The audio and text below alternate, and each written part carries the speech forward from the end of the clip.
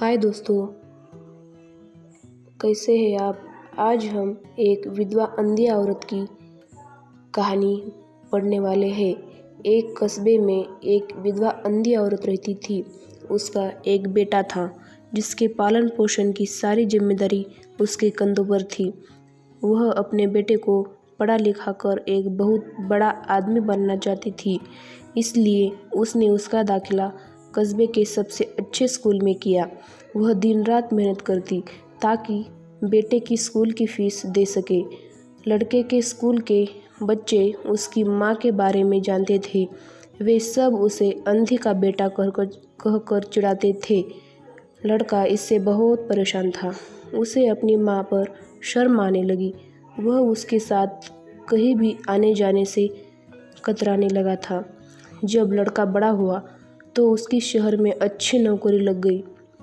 उसने अपनी माँ से वादा किया कि शहर में मकान लेकर वह उसे लेने आएगा, लेकिन वह शहर गया तो फिर लौटकर वापस नहीं आया। उसकी अंधी माँ उसका इंतज़ार करती रह गई। कई महीने बीत गए, लड़के की कोई खबर नहीं आई। अंधी माँ एक दिन उससे नहीं रहा गया और वह बेटे से मिलने शहर पहुंच गई। पूछते पूछते वह बेटे के ऑफिस पहुंची। वहाँ सिक्योरिटी गार्ड ने उसे रोक दिया। अंधी औरत ने गार्ड को अपने बेटे का नाम बताया और बोली कि उससे जाकर कह दो कि गांव से कोई मिलने आया है। गार्ड ने जाकर उसके बेटे को बताया। बेटे ने ऑफिस की खिड़की से देखा तो उसे अपनी माँ गेट के बाहर खड़ी नजर आई। वह ऑफिस में सबके सामने अपनी माँ की वजह से शर्मिंदा नहीं होना चाहता था। उसने कहला दिया कि वह ऑफिस में नहीं है। अंधी औरत वहाँ से चली गई। शाम को वह लड़का ऑफिस से घर जाने के लिए निकला। रास्ते में एक जगह काफ़ी भीड़ जमा थी। वह अपनी गाड़ी रोककर भीड़ के पास पहुंचा और तो बीच सड़क में अपनी माँ को मारा पाया।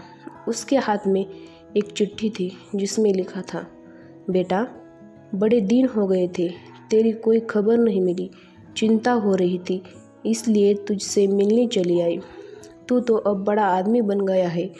तुझसे मिलना अब शायद मुझ गरीब की किस्मत में नहीं, लेकिन मैं बहुत खुश हूँ तेरे लिए।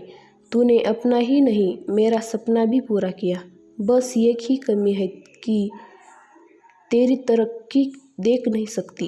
काश बचपन में तेरी आंखों में सरिया न घुसा होता और मुझे तुम्हें अपनी आंखें न देनी पड़ी होती, तो तेरी तरक्की अपनी आंखों से देखकर सुकून से मरती। तेरी अंधी माँ। ये पढ़कर लड़का फूट फूट कर रोने लगा। जिस अंधी माँ पर उसे शर्म आती थी, उसने उसके लिए कितना बड़ा बलिदान किया था। वह आत्मग्लानि से भर उठा और जिंदगी भर खुद को माफ़ नहीं कर पाया। सीख दोस्तों, माता पिता अपने बच्चों के लिए अपना सर्वस्व निछावर कर देते हैं। उनका हमेशा सम्मान करना चाहिए। Thank you for watching video.